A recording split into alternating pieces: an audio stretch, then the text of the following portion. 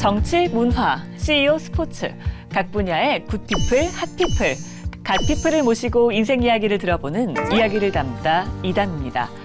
오늘은 대한민국 문화계의 핫피플입니다. 단순한 문장의 해석을 넘어 작가의 사상과 세계관을 깊이 있게 옮겨낸 번역가로 평가받는 분인데요. 지난 10년 동안 도스토옙스키의 4편의 장편 소설을 완역한 김정아 노문학 박사를 만나봅니다.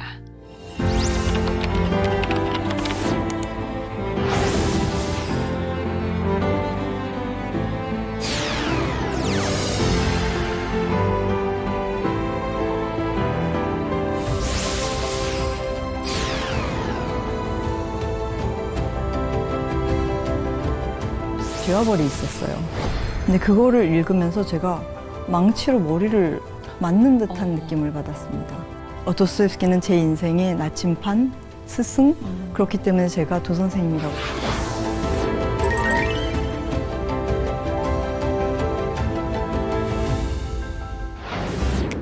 안녕하세요. 안녕하십니까. 네, 반갑습니다. 이렇게 모시게 돼서 영광입니다. 저도 이렇게 불러주셔서 감사합니다. 바쁘실 텐데요. 저희 차 한잔 하면서 시작을 해볼게요. 좋습니다. 따뜻한 차 한잔 준비했습니다. 제가 도선생 전도사라고 소개를 늘 하시는 거를 맞습니다. 들었는데 도선생 하면 이게 누구지? 라고 하시는데 네. 도스토옙스키입니다. 네. 4대 장편을 네. 국내에서 최초로 완역을 하셨고 다 하신 거고요. 맞습니다. 세계에서도 이런 사례는 흔치 별로 않죠. 없고 저희가 아는 한 19세기에 네. 영국 번역가가 전문 번역가가 번역한 일에 거의 없는 걸로 알고 있습니다. 그럼 흔치 않은 정도가 아니라 정말 거의 없는 수준이네요. 제가 해보니까 인간이 할 수 있는 일이 아니더라고요. 인간이 아니신 건가요? 제가 어느 인터뷰에서 이렇게 얘기하신 걸 봤어요. 나만큼 도스토옙스키를 사랑하는 사람은 그의 아내뿐이다. 맞아요. 그 정도로 사랑을 하세요? 근데 제가 그 한 기자가 네. 그 글을 쓴 것 중에 도스토옙스키에게는 2명의 안나가 있다. 하나는 그의 2번째 아내 안나이고 또 하나는 21세기를 살아가는 대한민국의 안나이다. 근데 제 러시아어 이름이 아냐거든요. 네. 근데 그 아냐, 안나, 뭐 아나스타샤 다 똑같은 말입니다. 네. 네. 안나. 그래서 저는 그 말이 너무 감사했어요. 도스토옙스키가 왜 그렇게 좋으세요? 고3 때 네. 저희 때는 지금은 모르겠는데 저희 때는 논술고사라는 게 있었어요. 그러니까 그 논술고사를 볼 때 리딩 리스트가 학교에서 있는데 네. 독서 목록. 근데 거기에 죄와벌이 있었어요. 근데 그거를 읽으면서 제가 망치로 머리를 맞는 듯한 느낌을 받았습니다. 도저히 인간적으로 사랑할 수 없는 것 같은 사람, 연민의 가치가 없는 것 같은 사람조차도 네. 도스토옙스키는 연민하고 있더라고요. 그래서 저는 뭐 운이 좋으면 좋은 거고 굉장히 그런 이제 공부하고 싶으면 공부하고 뭐 옷 사고 싶으면 옷 사고 그럴 수 있는 상황에서 살았던 네. 사람이라 도스토옙스키를 제가 만나지 않았었으면 제가 지금의 저의 모습, 제가 지금 세계를 바라보는 모습, 제가 다른 사람들을 바라보는 모습 이런 것들이 굉장히 많이 얕을 거예요. 근데 저는 지금 제가 세계를 바라보는 모습, 다른 사람들과의 이렇게 관계를 맺는 모습 이런 것들이 굉장히 좋거든요. 그러니까 사람이 누구를 사랑하게 되면 그 사람이 원하는 사람, 그 모습이 되고 싶잖아요. 네. 그런 의미에서 제가 도스토옙스키는 제 인생의 나침판, 스승, 그렇기 때문에 제가 도선생님이라고 부르는 겁니다. 저는 그냥 도스토옙스키 굉장히 영혼까지 존경하고 사랑하고 저는 존경하지 않는 사람은 사랑할 수가 없습니다. 현실 세계에서도 마찬가지고. 근데 제가 톨스토이 같은 경우에 약간 그렇게 많이 좋아하지 않는 이유가 톨스토이는 막 가르치려고 들어요. 예를 들어서 톨스토이의 작품 중에 안나 까레리나라고 들어보셨죠? 이 안나 까레리나의 그 소설을 도스토옙스키가 썼다면 제목은 안나 까레리나가 아니라 안나의 사랑이었을 겁니다. 왜냐하면 안나 까레리나라는 것은 까레린의 부인 안나라는 소리거든요. 그럼 까레린의 부인 안나가 사랑에 빠졌네? 뭐예요? 불륜이에요. 그러면 벌을 받아야 되는 거지. 그래서 처음에도 죽음으로 등장하고 죽음이 등장하고 나중에는 안나의 죽음으로 끝나죠. 근데 도스토옙스키는 이게 안나의 사랑이에요. 안나의 입장에서 비춰지고 안나 남편의 입장에서 비춰지고 이제 안나가 사랑하는 사람의 입장에서 비춰지고 이게 아마 다 달랐을 겁니다. 그러니까 그런 차이가 있기 때문에 저는 도스토옙스키가 보다 더 인간적이고 보다 더 스펙트럼이 넓다고 생각해서 도스토옙스키 많이 사랑합니다. 죄와 벌, 백치, 악령, 그리고 카라마조프가의 형제들까지. 맞습니다. 이번에 이제 올해 카라마조프의 형제들까지 나왔습니다. 끝내셨는데 이게 총 한 10년 걸렸습니다. 걸리신 거죠? 네, 와, 근데 사실 양이 굉장히 방대해. 맞습니다. 저희가 지금 한 권을 가져왔거든요. 한정판으로 나온 거긴 한데, 와, 책이 멋있는 건 둘째치고요. 작은 게 아니잖아요. 지금 굉장히 맞습니다. 큰 책인데도 불구하고 1,300쪽이 넘습니다. 뭐 정말 어떤 고통과 비교를 하자면 정말 산통에 가까운 게 아닌가. 제가 네. 애를 셋을 낳습니다. 참고로. 네. 네. 첫 애를 낳을 때에는 네. 이제 자연분만을 했는데 네. 그때 아픔이라는 거는 인간의 말로 형용할 수가 없습니다. 그렇죠. 그래서 산통이랑 비교하면 안 될 것 같습니다. 네. 산통이 더 아픕니다. 네. 아프긴 더 아픈데. 더 아픈데 제가 원래 이 도스토옙스키 번역을 할 때 가장 많이 알고 계신 게 죄와벌하고 까라마조프잖아요. 네. 그러니까 출판사에서도 실제로 죄와벌과 까라마조프를 먼저 해주면 어떻겠냐 이렇게 저한테 네네. 얘기를 했어요. 근데 제가 싫습니다. 단칼에 거절을 했어요. 그 이유가 뭐냐면 저는 도스토옙스키의 사고의 방향, 그 다음에 사상과 철학의 그 발전 방향을 그대로 따라가면서 그 당시에 있었던 도스토옙스키가 느꼈던 그런 감정과 그 당시에 도스토옙스키 개인적인 생활에서 일어났었던 그런 것들을 다 따라가면서 그 결을 따라가면서 번역을 하고 싶었기 때문에 네. 그래서 제가 단칼에 번역을 했고 그러니까 그 당시에 특히 까라마조프가의 형제들 같은 경우에는 그 당시 도스토옙스키가 심정적으로 굉장히 어려웠거든요. 그러니까 그런 것들이 여기에서 어떻게 표현이 된 건지 이런 것들을 제가 다 알면서 번역을 하니까 가슴이 미어지죠. 게다가 도스토옙스키 단어 하나에도 뭐 10가지 의미가 해석이 있습니다. 가능하고 맞습니다. 뭐 숫자 하나하나에도 굉장히 뭐 여러 가지 상징적인 의미가 네, 있습니다. 있다고 들었어요. 네. 혹시 그럼 어떤 부분이 어떻게 어려웠는지 한번 예를 들어서 좀 설명을 해주실 수 있을까요? 어려웠다기보다는 네. 약간 사람들이 이렇게 미스하기 쉽게 네. 오역하기가 굉장히 그게 쉬운. 이런 부분. 네, 그래서 제가 이제 한 부분을 네. 해갖고 왔고. 네네. 근데 이제 여기서 보면 일단 제 번역을 한번 보십시오. 네. 그러면 이제 하필이면 그때 현지 사는 도시에 없었다. 멀지 않은 곳에 사는 임신 중에 남편을 잃어 얼마 전에 과부가 된 어느 매력적인 여인의 아이에게 세례를 주러 갔던 것이다 하면은 여기에 약간 비장한 의미도 좀 들어있어요. 네. 왜냐하면 굉장히 매력적인 여인인데 어리겠죠. 근데 임신 중에 남편을 잃었어요. 그럼 약간의 비장한 의미가 들어가 있단 말입니다. 근데 원문을 보면 네. 이제 오역을 또 이제 보시면 네. 때마침 지사는 일부러 그러기라도 한 것처럼 그 말에 없었다. 그는 그리 멀지 않은 곳에 살면서 한참 재미를 볼 나이에 그만 얼마 전에 과부가 되어버린 어느 재미있는 여자의 집으로 어린이에게 세례를 주기 위하여 떠났던 것이다. 내용이 다른데요? 그 결도 다르죠. 네. 그러니까 이거는 좀 뭔가 저속한 의미가 들어가 있죠. 확 달라지고. 네, 그렇습니다. 그러니까 비장한 의미, 뭐 슬픈 의미 이런 거라기보다는 뭔가 지사가 은큼한 마음이 있어서 간 것처럼 이 과부라는 이 여자도? 과부도 뭔가 재미있는 여자이기 그러니까요. 때문에 근데 이게 이제 왜 이런 사단이 났는가 하면 네. 제가 조금 네, 한번 일어나겠습니다. 보여주시죠. 네네. 저희가 이제 원문을 보면 사실 전혀 알 수 그렇죠. 한 덩어리처럼 설명을 보이는데 좀 부탁드릴게요. 네. 오역에서 왜 이런 사단이 난 거냐면 바로 이 단어 때문입니다. 인지리아스노이. 그 이 똑같은 단어가 여기도 쓰이고 있어요. 인지리아스논 발라주에니 할 때 밑에 써 있는 단어와 네. 저희가 언뜻 보기에 진짜 똑같은 똑같아요. 단어인데요. 똑같은 단어예요. 그거는 이제 경만 다른 거고 똑같은 단어를 쓴 네. 겁니다. 그거를 이분이 똑같이 재미를 볼 나이에 재미있는 여자에 이런 식으로 번역을 하신 거예요. 근데 이 인지리아스노이라는 단어는 제가 다시 앉겠습니다. 네. 그 인지리아스노이라는 단어는 흥미로운, 네. 재미난, 그 다음에 뭐 아름다운, 매력적인, 아. 흥미를 유발하는 이런 뜻이, Interesting. interesting의 의미가 있습니다. 근데 interesting보다 훨씬 더 많은 의미를 갖고 있는 거죠, 실제로. 근데 여기서 이제 이 오역의 경우는 지금 두 개 다 약간 재미있는. 네, 그쵸. 그래서 재미를 볼 나이에 아, 재미를 볼 나이에. 재미있는 여자의 집으로 이렇게 번역이 된 거죠. 그러네요. 그러면은 제 번역을 봤을 때 이게 나이 그때 당시에 얼마나 일찍 결혼했어요. 그러면 아기를 낳을 정도의 여자면 굉장히 어린 여자란 말이에요. 네. 그리고 매력적인 여자예요. 네. 그러면 굉장히 이 여자가 아이를 가진 상태에서 남편을 잃었어요. 그럼 비장한 거예요. 슬픈 거예요. 근데 그런 비장미 같은 게 지금 하나도 없어요. 이 네. 오역을 보면. 그래서 이제 그런 것들이 조금 이렇게 나쁜 거죠. 그리고 네. 인테리아스 non palagenie 하면은 네. 그게 직역을 하자면 흥미로운 상태 이런 네. 거지만 그게 수고적인 의미로 임신한 상태.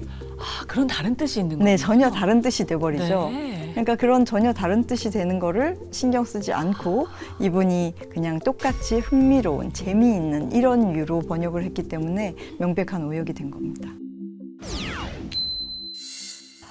원래는 제가 도스토옙스키의 107을 굉장히 좋아했었습니다. 근데 이걸 번역하면서 보니까 까라마조프를 넘어설 수 있는 책은 없다. 라는 그런 생각이 확고하게 들었기 때문에 죽기 전에는 꼭 한번 읽어봐야 될 책으로 제가 강력하게 추천드립니다. 근데 그거를 읽기 전에 가능하다면 제 번역으로 읽어주시면 더 좋고 그리고 그 전에 또 제 해설이 한 100페이지 되거든요. 그 해설을 한번 읽으시면 훨씬 더 이해하기가 쉬울 거라고 생각합니다. 조금 또 다른 얘기를 좀 꺼내볼까 싶은 네네네. 생각이 들어서 네. 키워드 토크를 좀 해볼까 합니다. 저희가 오늘 선생님과 관련한 키워드들을 뽑아놨어요. 네. 새벽 2시 탯줄, 모칠라, 리미티드, 서울대. 자, 서울대. 어떤 게 있는지 한번 뽑아주시면요. 관련된 오케이. 이야기를 한번 나눠보겠습니다. 저는 하트 네. 예뻐서 새벽 2시 이야기를 해보겠습니다. 나는 새벽 2시에 기상을 한다. 새벽 2시에 일어나세요? 네, 저는 좀 제가 어린애들 둘을 데리고 유학을 갔어요. 그때 아이들이 1살, 3살이었습니다. 네, 아이고, 제 귀여워라. 둘째인데요. 예. 그때 애들이 이제 1살, 3살이었는데 둘 다 기저귀를 차고 있었고 네. 근데 가자마자 IMF가 터진 거예요. 그래서 가자마자 IMF가 터지니까 다른 사람들은 다 싸가지고 집으로 돌아올 판에 맞아요. 저는 이제 공부를 시작한 거예요. 네. 거기서. 그러니까 뭐 내니를 쓸 수도 없고 이 어린아이들을 이제 아침에 그러니까 밤에 잘 때 그 다음날 갈 옷을 다 입혀서 재워요. 바로 그냥 나갈 수 네, 있게요. 그리고 빨리 밥을 먹이고 씻기고 그 책 읽어주고 그 다음에 8시에 다 불 꺼요. 저녁 8시에. 네, 집에 불을 다 꺼요. 네네. 다 끄고 이제 좌 둘째, 우 첫째 이렇게 딱 끼우고 네. 이제 한 침대에서 잠을 같이 자요. 네. 그러고 2시쯤 일어나가지고 그땐 더 일찍 일어났던 것 같아요. 처음에는. 1시에도 일어나셨어요? 네, 1시, 뭐 1시 반, 뭐 그렇게 해서 일어나서 수업 준비가 굉장히 힘들었거든요. 네. 네, 그러니까 러시아어로도 읽고 한국어로도 읽었지만 이게 미국에서 공부를 하다 보니 영어로 또 다시 읽어야 되는 거예요. 토론을 하려면. 네. 근데 보셨다시피 굉장히 두껍잖아요. 그러니까요. 책이 이게 보통이 아닌데. 그러니까 그런 것들을 하다 보니 네. 제가 이제 그 생활이 몸에 밴 거죠. 밤에는 이제 러시아어로 공부를 하시고 뭐 계속 이제 이렇게 밤에는- 이번에 번역도 하시고. 밤에는 잡니다. 밤이 아니라 새벽에. 네. 새벽엔 이렇게 하시고 낮에는 또 다른 일을 하셨더라고요.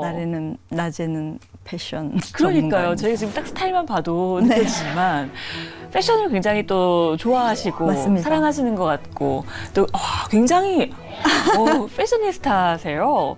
근데 저희가 아까 키워드에서도 이제 서울대 멋쟁이도 있었잖아요. 실제 서울대 멋쟁이셨다고 들었어요. 맞습니다.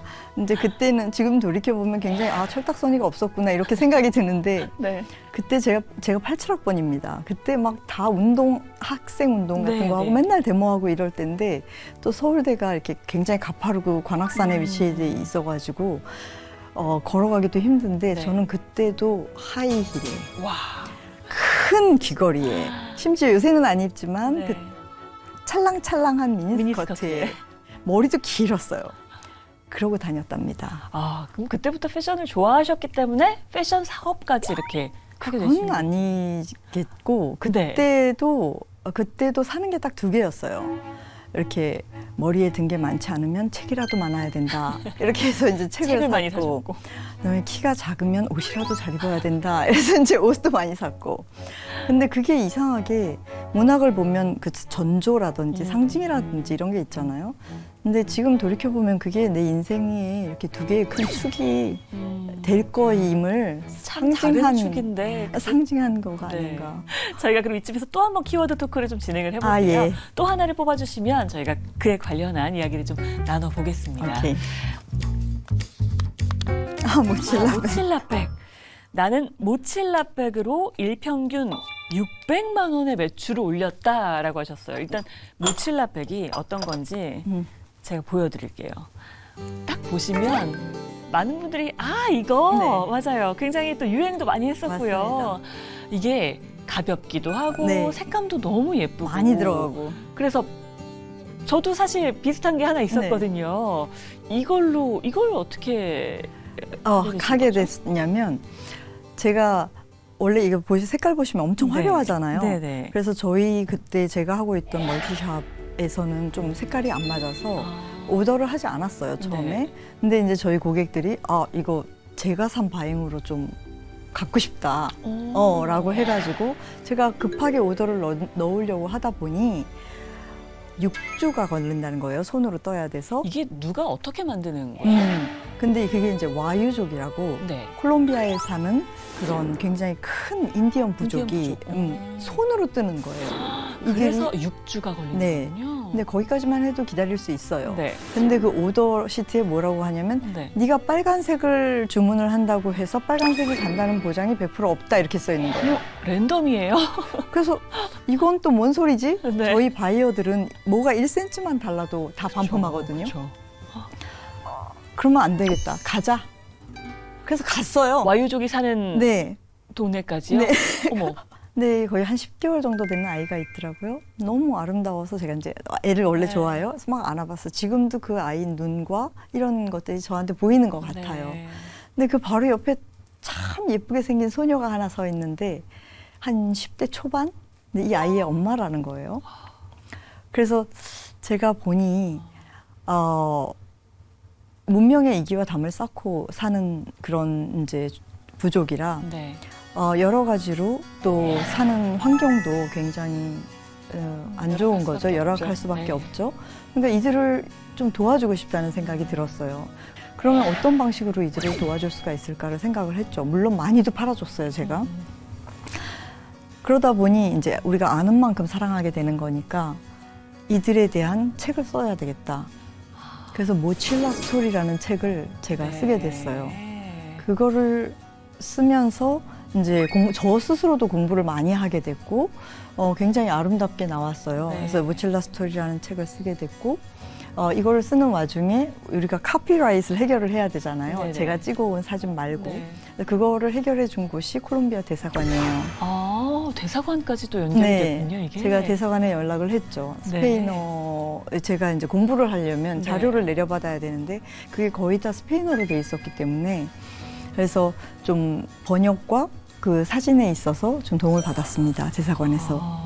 그렇게 책을 쓰시고 이제 모칠라에 대해서 많이 알리시고 네. 그 책에 인쇄는 또 다 기부를 하셨다고 들었어요. 원래는 반만 기부를 하겠다 이렇게 뒤에 써놨는데 네. 너무 책이 안 팔리잖아요, 우리나라에서.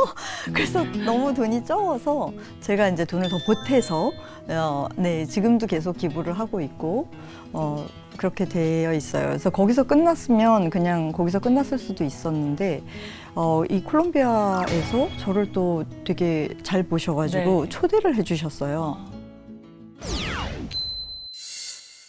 제가 모칠라 스토리를 쓸 때 당시에 여기 계셨던 그 대사님이 계세요. 띠또 삐니아 대사님인데 공군 참모총장 출신의 대사님입니다. 저한테는 지금은 가장 친한 친구 중에 한 명이고 그분이 제가 공항에 내리자마자 그 자신의 보디가드와 그 다음에 드라이버, 기사분을 보내주셔서 웰컴 아냐킴 이렇게 콜롬비아 국기 조그만 거, 한국 국기 조그만 거 이런 거 들고 서 있고 그 다음에 저의 일정을 다 시간별로 그리고 그것도 되게 재밌었던 게 군인이시니까 뭐 14시, 16시 뭐 이런 식으로 딱 아이티너러를 다 짜셔가지고 저를 다 좋은 곳을 다 보여주시고 그러니까 그런 부분들이 제가 굉장히 감동을 많이 했습니다. 제가 지금 얘기를 쭉 들었지만 방금 뭐 러시아어 당연히 잘하시는 거고 그럼 스페인어도 스페인어는 지금 시작했습니다. 시작하신 거고요. 네. 보니까 영어는 뭐 당연히 잘하실 네, 거고 또 그거는 공부를 미국에서. 하셨으니까 일본어에 중국어까지가 거의 5개 국어, 6개 국어까지 지금 도전을 하고 계신 거네요. 근데 그거를 사람들이 뭐 언어 천재네 이렇게 네. 얘기를 하는데 저는 그렇게 생각하지도 않는 게 군뱅이도 구르는 재주가 있잖아요. 그래서 군뱅이는 구르는 천재예요. 제가 살아오면서 사람들을 쭉 보니 다들 하나씩은 천재예요. 그런데 저는 언어 천재라기보다는 성실 천재예요. 성실. 저는 정말 성실한 사람이에요. 그쵸. 아까 루틴 얘기만 들어도 네. 보통이 아니십니다. 근데 성실함에 대해서 제가 옛날에는 참 억울해했었어요. 왜요? 저희가 어렸을 때는 나는 10개를 노력을 하는데 네. 3개밖에 못 갖고 온다. 나는 운이 없는 사람이다라고 생각을 했었어요, 진짜로. 왜냐하면 다른 사람들은 뭐 5개 노력하는데 10개 가져가는 것 같거든. 근데 지금은 정말 생각이 많이 달라졌어요. 살면서 보니까 네. 10개를 노력하는 사람이 하나도 못 가져가는 경우도 많더라고요. 그리고 또 하나는 10개를 노력할 수 있는 사람도 많지가 않더라고요. 맞습니다. 그게 진짜 네. 능력이에요. 그게 그러니까 그 성실함과 꾸준함 그게 나의 탈란트였구나라는 생각이 들어서 저는 그 탈란트에 굉장히 감사하고 있습니다. 지금 4대 장편을 다 하셨잖아요. 네네. 이제 뭘 하실 건지 계획이 또 궁금해집니다. 도스토옙스키의 4대 장편을 이미 다 번역을 했으니 이제 그게 첫 계단이 됐고 네. 제가 도선생님 전도사잖아요. 네. 이제 전도를 하는 일이 남았죠. 어떻게 전도하실 거예요? 그거는 책을 굉장히 쉬운 책을 쓰고 있어요. 네. 일반인도 쉽게 읽을 수 있는 아. 그런 책들을 쓰고 있고 네. 네, 그래서 그런 식으로 이제 전도를 하고 싶고 또 하나는 이제 패션이나 뭐 콜롬비아 이쪽으로는 제가 민간외교에서는 굉장히 지금까지 많은 활동을 했고 하지만 이제는 약간 공적인 외교에서도 뭔가 활동을 할 수 있는 기회가 주어지지 않을까. 네. 그렇다면 그 콜롬비아와 우리나라의 그 가교, 아름다운 가교 역할을 좀 해보고 싶다.